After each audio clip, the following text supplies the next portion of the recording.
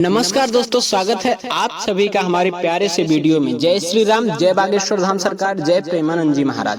दोस्तों, आज गणेश चतुर्थी की कुछ ऐसी गलतियां आप सभी को बताऊंगा जो आप अगर ऐसी गलती करते हैं इस गणेश चतुर्थी पर तो आपके घर से माँ लक्ष्मी और भगवान कुबेर नाराज हो जाएंगे, रुष्ट हो जाएंगे और आपके घर में गरीबी आ सकती है। तो दोस्तों, इन सभी उपायों को आप सभी जरूर सुने और ऐसे नियम भी आप सभी को बताऊंगा जो आप करते हैं तो आपके घर में माँ लक्ष्मी आएंगी, आपके घर में खुशहाली आएगी और आप अमीर बन पाएंगे। दोस्तों, गणेश चतुर्थी का महापर्व बहुत ही शुभ और मंगलकारी माना जाता है। गणेश चतुर्थी के 11 दिन गंगा जल की तरह पवित्र माने जाते हैं। दोस्तों, आज हम बात करेंगे गणेश चतुर्थी के बारे में। गणेश चतुर्थी का पर्व भक्त जन धूमधाम के साथ मनाते हैं और मनाया भी क्यों न जाए, क्योंकि गणपति बप्पा को विघ्नहर्ता कहा गया है, जो हमारे कष्टों को हर लेते हैं और सुख को लाने वाले श्री गणेश जी हैं और इनका आगमन होने जा रहा है। इनका आगमन भक्तों के लिए अति उत्तम और अति शुभ होता है। शास्त्रों में ऐसी मान्यता है कि यदि घर में किसी प्रकार की समस्या है या किसी मनोकामना की पूर्ति के लिए आप गणेश स्थापना करते हैं, पूजन करते हैं, तो निश्चित ही वह कामना गणेश जी पूर्ण करते हैं। दोस्तों, शास्त्रों की मान्यता ऐसी है कि भाद्रपद की चतुर्थी को गणेश जी को लाया जाता है और अनंत चतुर्दशी को इनका विसर्जन किया जाता है। इस बीच की तिथियां गणेश जी की पूजा आराधना बड़ी धूमधाम से की जाती है। दोस्तों, इनको दुर्भा अर्पित की जाती है, मोदक इत्यादि का भोग लगाया जाता है। दोनों समय की विशेष पूजा आरती की जाती है और अंत में अनंत चतुर्दशी के दिन इनका विसर्जन किया जाता है।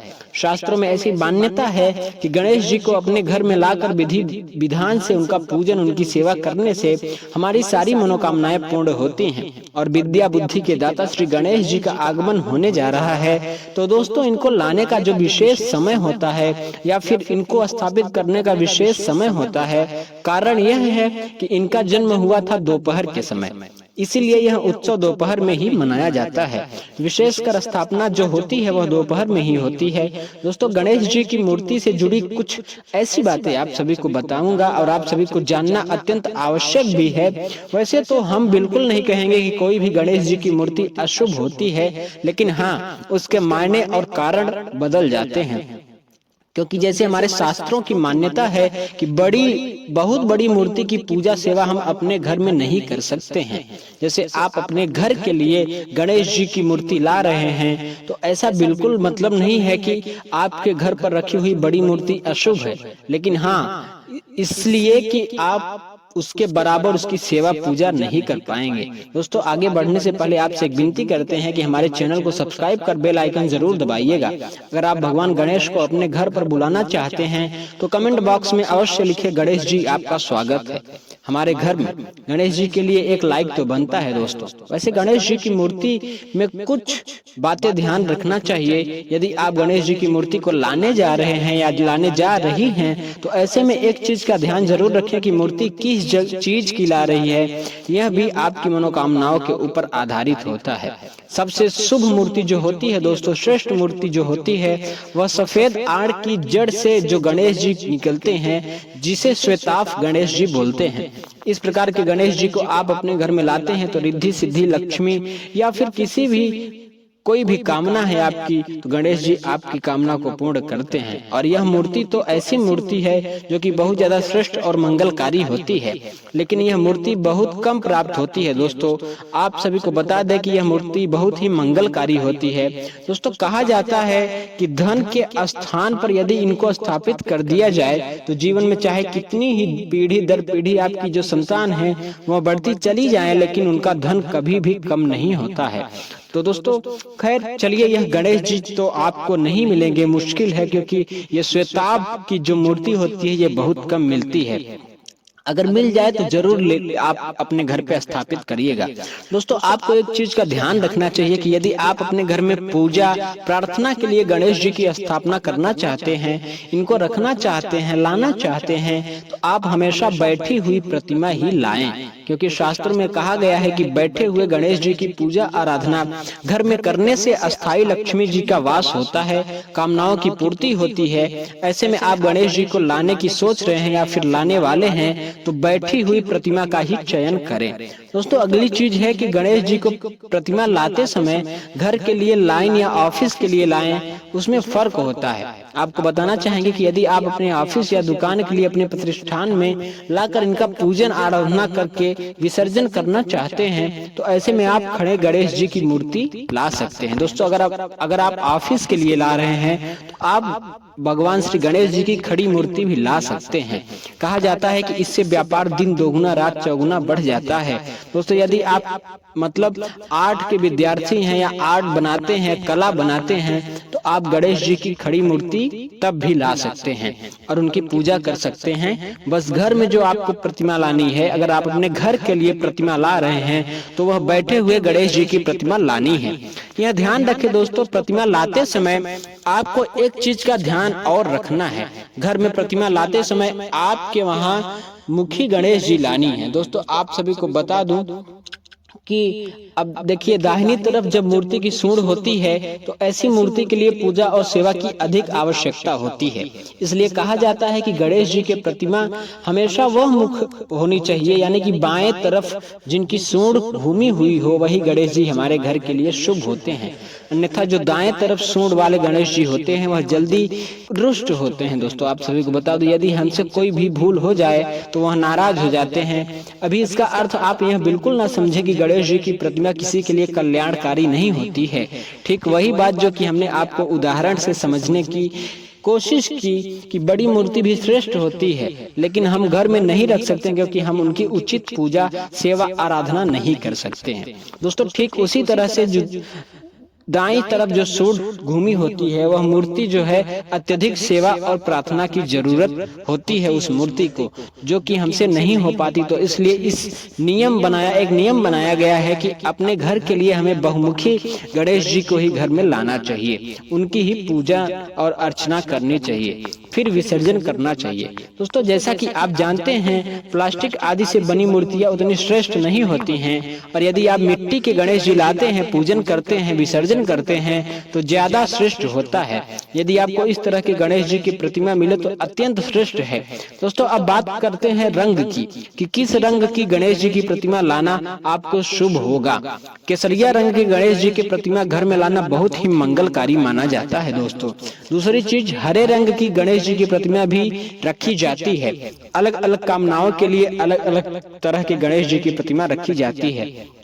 दोस्तों यदि आप संतान प्राप्ति के लिए गणेश जी की प्रतिमा लाना चाहते हैं, उनका पूजन विसर्जन करना चाहते हैं, तो ऐसे में जो गणेश जी का बाल रूप होता है उसे आप अपने घर में लेकर आएं और श्रद्धा भाव से पूजा पाठ करें तथा विसर्जन करें। दोस्तों अगर आप अपने घर में गणेश जी की कोई छोटी मूर्ति रखना चाहते हैं तो 3 इंच से छोटी मूर्ति आप अपने घर के मंदिर में स्थापित कर सकते हैं। तो आप ऐसा ही करें। दोस्तों भगवान गणेश की स्थापना की बड़ी ही आसान विधि है। सबसे पहले तो आप मंदिर में बैठ जाएं। मंदिर में तो बहुत सारी मूर्तियां होती हैं, लेकिन आपको जो मंदिर के देवता हैं उनसे अलग रख करके यदि आपने चौकी लगाई है तो यह ज्यादा श्रेष्ठ माना जाता है, क्योंकि आपने अलग से कोई बड़ा अनुष्ठान किया है। इसलिए आपको अलग से लाल रंग का कपड़ा इसी चौकी पर बिछाकर उसे आप जो नई मूर्ति लाए हैं उस प्रतिमा को उस चौकी पर रख दीजिए। आपके घर में जो पड़ी हुई प्रतिमा है आप उसे भी बहुत अच्छे से साफ कर सकते हैं। यदि धातु की प्रतिमा है तो उसे स्नान वगैरह करवाएं, और यदि फोटो है तो आप उसकी स्थापना कर सकते हैं। दोस्तों घर में पड़ी हुई मूर्ति की आप स्थापना पूजा इत्यादि कर सकते हैं, और नई मूर्ति लाते हैं तो भी आप उनकी पूजा स्थापना जरूर कर सकते हैं।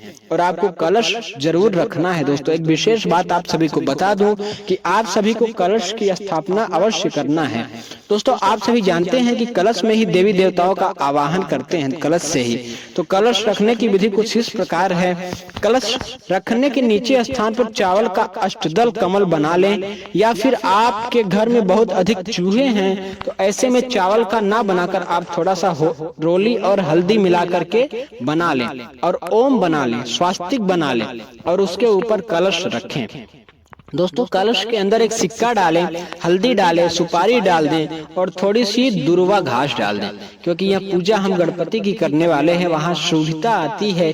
दोस्तों उसके बाद आपको क्या करना है, कलश रखने के बाद गणपति की पूजा में यदि मूर्ति धातु की है तो आप उनको स्नान कराकर, पंचामृत से स्नान कराकर और उनको चंदन इत्यादि लगाकर धूप बत्ती दिखाएं। जो साधारण विधि होती है पूजा की, वैसे ही आपको पूजा करनी है, उसी प्रकार से पूजा आराधना करनी है। दोस्तों अब बारी आती है गणेश जी को वस्त्र अर्पित करने की।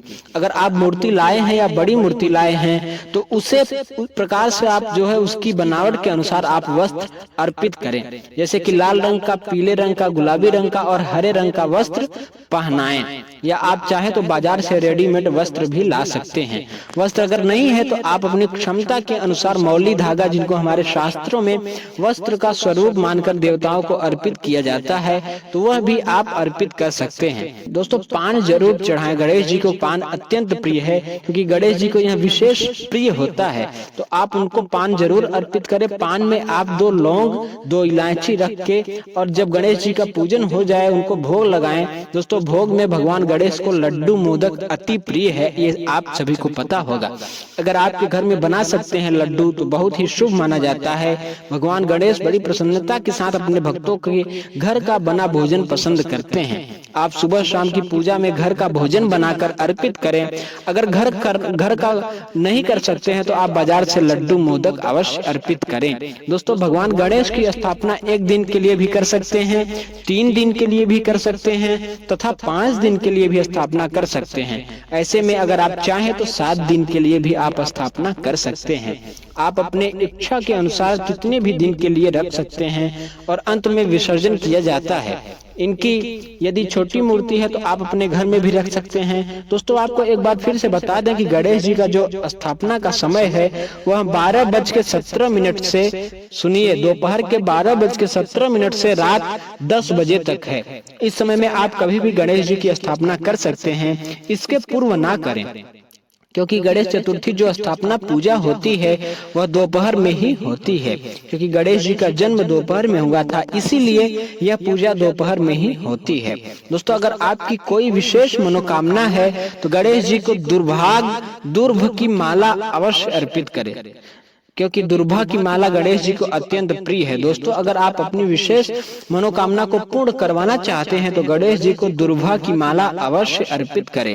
दोस्तों आज का ये वीडियो अच्छा लगा हो तो प्लीज चैनल को सब्सक्राइब करें, लाइक करें और कमेंट बॉक्स में श्री गणेशाय नमः जरूर लिखें और गणपति जी का जयकारा जरूर लगाएं। बोलिए गणेश भगवान की जय, गणपति बप्पा मोरया कमेंट बॉक्स में जरूर लिखें।